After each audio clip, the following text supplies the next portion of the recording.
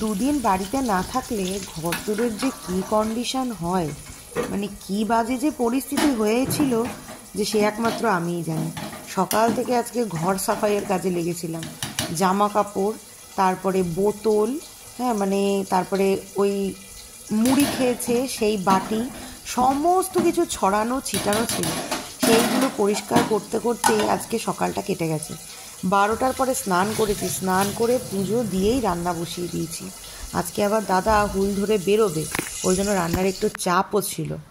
মাছের ঝোল হচ্ছে, এদিকে দাদাকে আর অলিকে খেতে দিয়ে দিলাম, কারণ বেরোবে, হুটোপাটা করে বেরোতে গেলে খুব সমস্যা। আর এই যে মাছের ঝোল প্রায় হয়েই এসছে, ধনেপাতা দিয়ে আমি এবার মাছের ঝোলটা নামিয়ে দেবো, দিয়ে তারপরে আমি রেডি হতে যাব। Good afternoon. এখন ঘড়িতে 2টো। আমি যেই ট্রেনে গেছিলাম হুলে, সেই ট্রেনেই দাদা আজকে রওনা দিচ্ছে। তো খাওয়া দাওয়া হয়ে গেছে দাদার।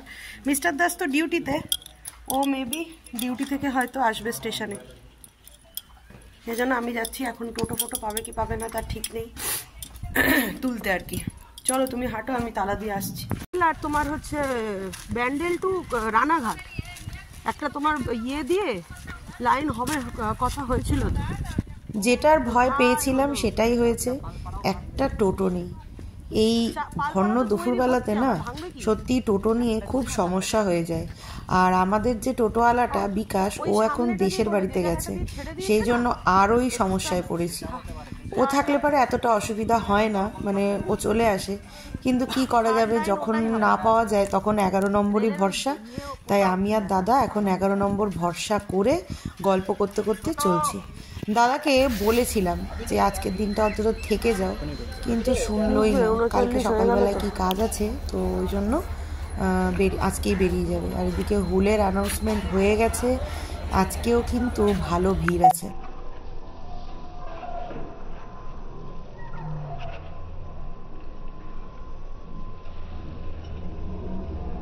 उसके बाद तो सही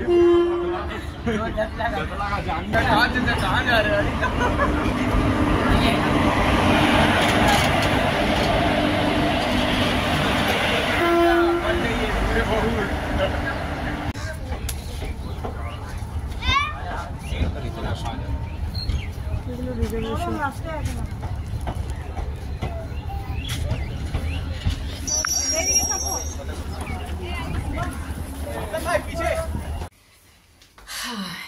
হ্যালো এভরিওয়ান, গুড ইভিনিং। তো দাদা পৌঁছে গেছে, দাদা পৌঁছেছে হচ্ছে 6:30টার মধ্যে দাদা পৌঁছে গেছে ব্যারাকপুরে।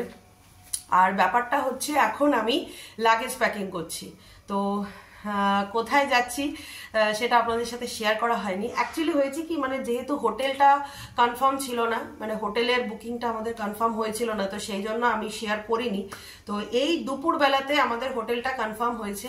আজকে হচ্ছে 30 ডিসেম্বর আর কাল হচ্ছে 31 ডিসেম্বর। আমি বলেছিলাম যে আগের ব্লগগুলোতে 31 আর 1 তারিখে মানে 1 জানুয়ারি আমাদের ছোট্ট একটা প্ল্যান হলে হতে পারে। মানে 10 দিন ধরে আমরা খুবই চেষ্টা করেছি, মানে আমি প্লাস কৌশিকরা, মানে আমি বলতে মিস্টার দাস আর কৌশিকরা চেষ্টা করেছে হোটেলের জন্য। তো ফাইনালি আমাদের কষ্ট সার্থক হয়েছে, হোটেল কনফার্ম হয়েছে আজকে দুপুরবেলাতে আর কি।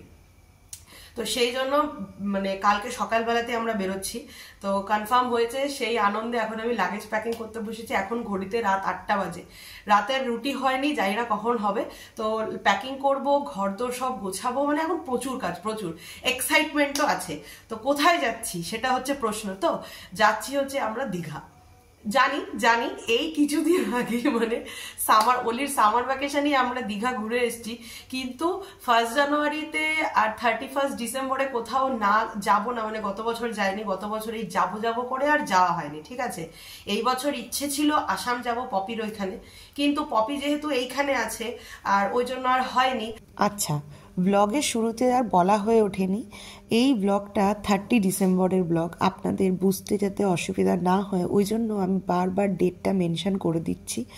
মাঝে আমার শরীরটা খুব খারাপ হয়েছিল, দাঁত ব্যথা নিয়ে আমি প্রচণ্ড ভুগেছিলাম, সেই জন্য ব্লগ আমি ডেলি করেছিলাম ঠিকই, কিন্তু সেটা আর এডিট করা হয়নি। মাঝে 2 দিন কি 1 দিন মতন গ্যাপ হয়েই যাচ্ছিল, সেই জন্যই আমি মানে 30 ডিসেম্বরের ব্লগটা 8 জানুয়ারি আপলোড করব। হ্যাঁ, কিন্তু এখন থেকে আমি ডেলি ব্লগগুলো কিন্তু 30 ডিসেম্বর, 31 ডিসেম্বর, 1 জানুয়ারির ব্লগগুলোই শেয়ার করব। এরপর আসি যে আমাদের আজ এই ট্রিপটাতে কারা কারা যাচ্ছে। আমরা যাব, মানে আমি, মিস্টার দাস আর অলি, আর যাব হচ্ছে কৌশিক আর শালিনী। হ্যাঁ, প্রত্যেকবার দিদিভাইদেরকেও আমরা নিই, কিন্তু এইবার দিদিভাইদেরকে অনেকবার বলা হয়েছিল। প্রথমে গুড্ডুর সমস্যা হয়েছিল, মানে গুড্ডুর প্রবলেমটা হয়েছিল হচ্ছে ওর ডান্সের একটা ভিডিও শ্যুট ছিল, সেই জন্য ও যাবে না।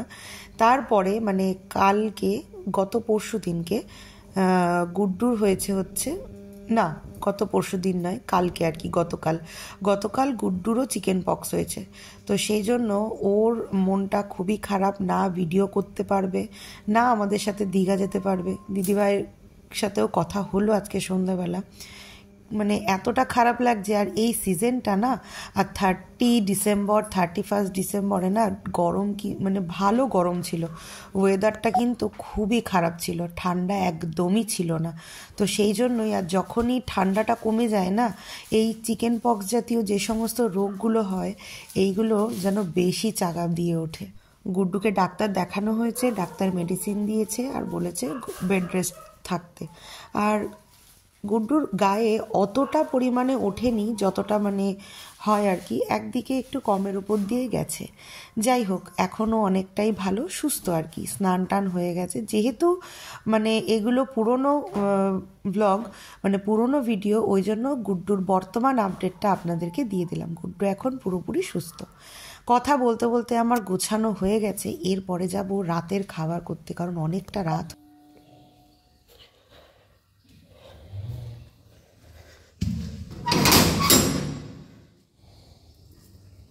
বাইরের অবস্থা